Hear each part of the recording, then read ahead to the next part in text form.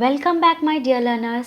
आज की इस वीडियो में हम एंटिटी के बारे में जानेंगे। So without getting let let's start the video.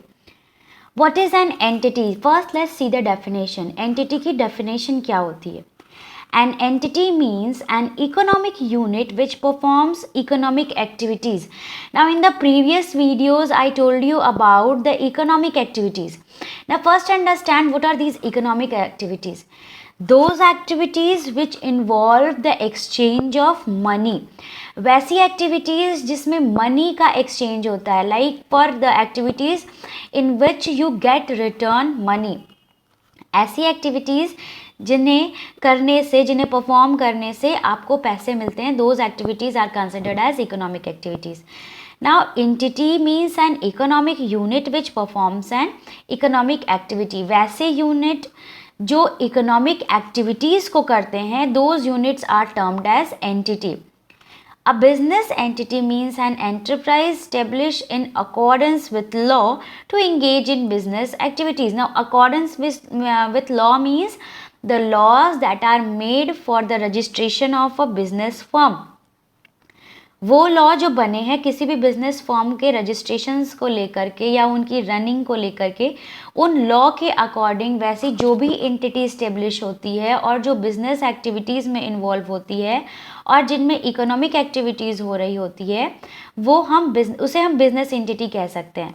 Business activities क्या होती हैं? वैसी एक्टिविटीज़ जिसमें बिज़नेस हो रहा, मीन्स रेगुलर बेसिस पे गुड्स या सर्विसेज का एक्सचेंज हो रहा हो, सेल किया जा रहा हो उनको, और एक्सचेंज में गुड्स या फिर सर्विस को सेल करने के बदले इन रिटर्न हम पैसे ले रहे हो. So those activities are considered as business activities.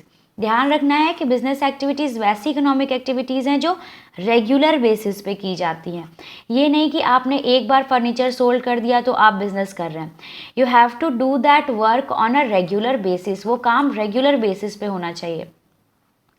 These include proprietorship firms, partnership firms, cooperation and companies. ना ये different एंटिटीज़ हैं जो कह सकते हो कि जो बिजनेस एक्टिविटीज़ को परफॉर्म करती हैं. ये प्रोप्राइटरशिप फर्म्स भी हो सकती हैं जिनको सोल प्रोप्राइटरशिप भी हम कहते हैं, जहाँ पर एक सिंगल पर्सन पूरे फर्म को रन करते हैं.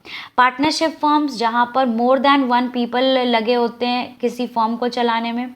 कॉरपोरेशंस जहाँ पर कुछ लोग मिलकर के साथ में आकर के अपने इंटरेस्ट को शेयर करते हैं और किसी बिजनेस एक्टिविटी को परफॉर्म करते हैं. और कंपनीज वी नो दैट कि वैसी एंटिटीज़ जो मार्केट में शेयर्स अपने लाते हैं और उन शेयर्स के ज़रिए अपने कैपिटल को वो इंक्रीज़ करते हैं और अपनी एक्टिविटीज़ को परफॉर्म करते हैं.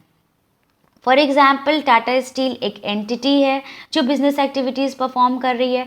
सिमिलरली रिलायंस इंडस्ट्रीज़ जो हमारे पास हैं, ऐसी भी एंटिटीज़ हैं. ये सारी बिजनेस एंटिटीज़ या फिर इकोनॉमिक एंटिटी, इकोनॉमिक यूनिट इन सारी कंपनीज़ को आप कह सकते हैं. I hope this term entity is clear to you all. Now in comment section you must have to comment some the name of some entities. Comment section में आप कुछ एंटिटीज़ के नेम को कमेंट करिए एंड लेट मी नो आपको ये video कैसी लगी. और चैनल पे अगर नए हैं, अभी तक चैनल को सब्सक्राइब नहीं किया है, तो चैनल को सब्सक्राइब ज़रूर कर लें. Thank you.